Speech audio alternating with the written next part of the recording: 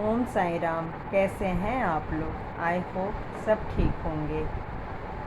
आज मैं आप लोग के साथ शेयर कर रही हूँ कि आखिर मुझे कौन सी बीमारी हो गई है और मुझे ऐसा क्या डाउट था, क्या शक था कि मैं अपना ट्रीटमेंट एम्स में करवा रही हूँ और बहुत सारे डिपार्टमेंट में करवा रही हूँ।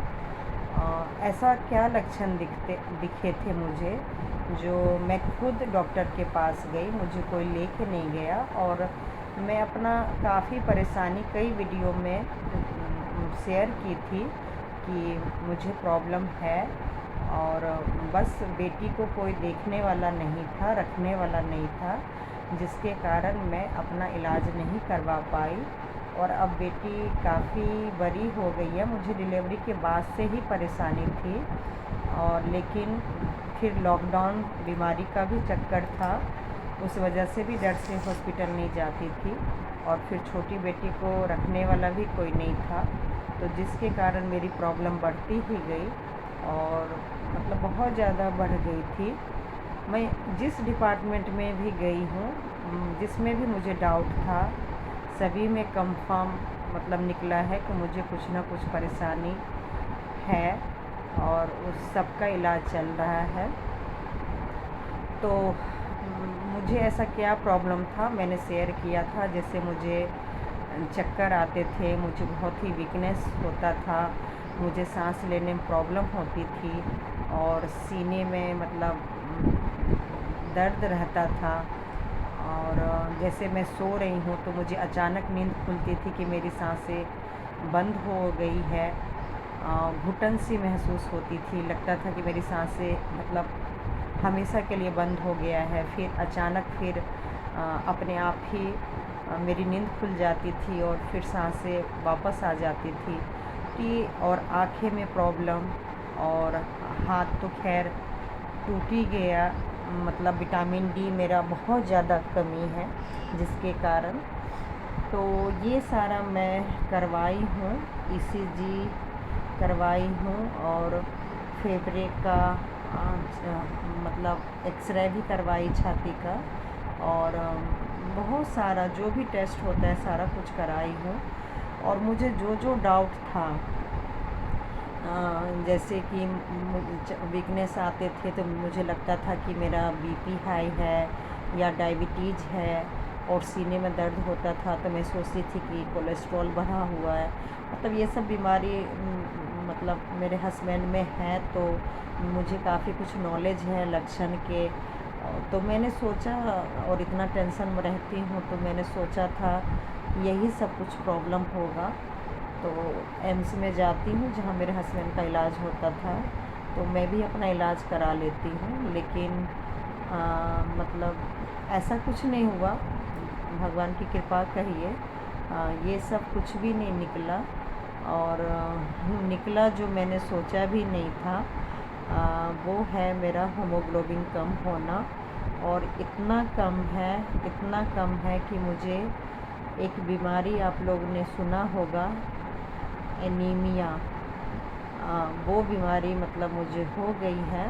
तो मतलब लॉन्ग टाइम से जिसके शरीर में ब्लड की कमी होती है, उनको ये बीमारी हो जाती है, जिसके कारण मतलब मुझे इतना वीकनेस हो रहा था। खाना बनाने में मुझे प्रॉब्लम हो रही थी, काम करने में मुझे बहुत दिक्कत हो रही थी। जो काम मैं बड़ी बेटी के टाइम पे मतलब उस बेटी को भी संभाल लेती थी, घर का काम भी कर लेती थी, और 10 घंटा मैं ऑफिस भी संभालती थी, लेकिन छोटी बेटी को होने के बाद मतलब मैं बहुत मुश्किल में मैं फंस गई।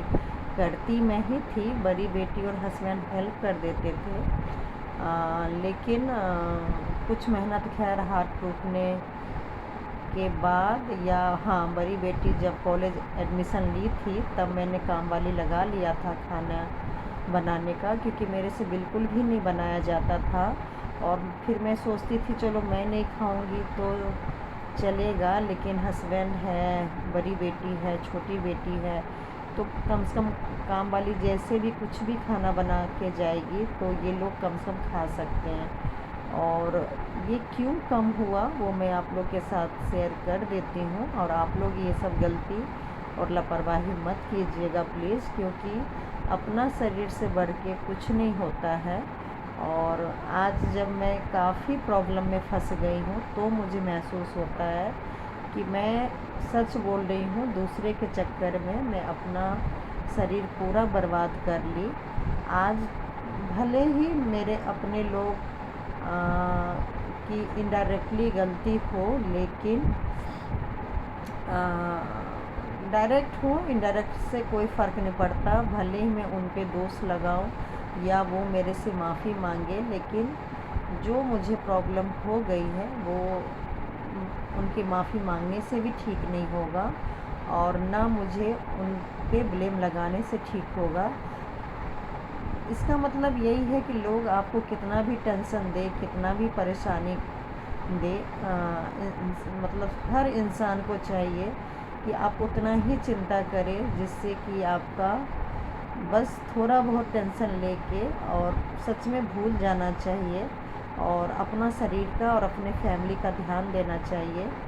और ये सब मैं थोड़ा सा बोल देती हूँ। ये सारा प्रोडक्ट मुझे एम्स में मिला है सैंपल के रूप में, और बहुत ही अच्छा है। ये मालिश तेल है लिक्विड, और इसके बाद उन्होंने हाथ का भी इलाज में करवा रही हूँ, बहुत से डिपार्टमेंट में करवा रही हूँ, तो उन्होंने यही लगा के और खाने की दवाई भी दिए हैं, और जिससे कि पेन कम होगा।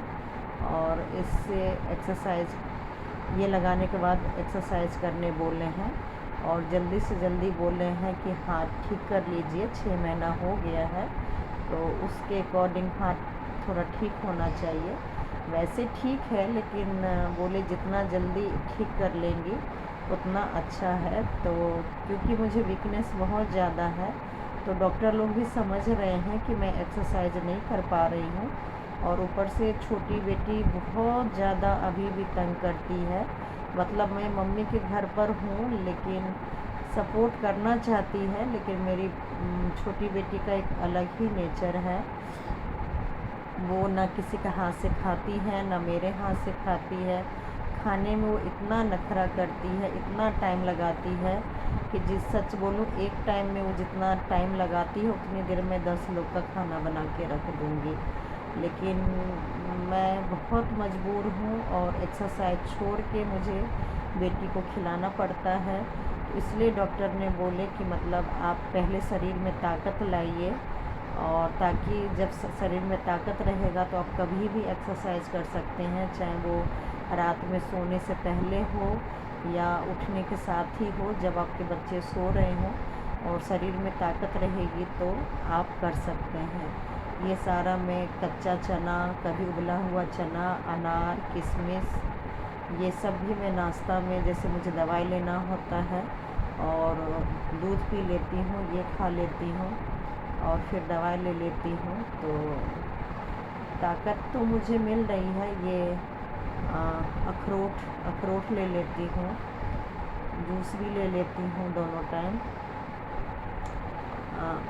कोशिश तो बहुत कर रही हूँ कि ठीक हो जाए, लेकिन डिलीवरी के बाद से ही मेरा हीमोग्लोबिन बहुत ही कम हो गया है।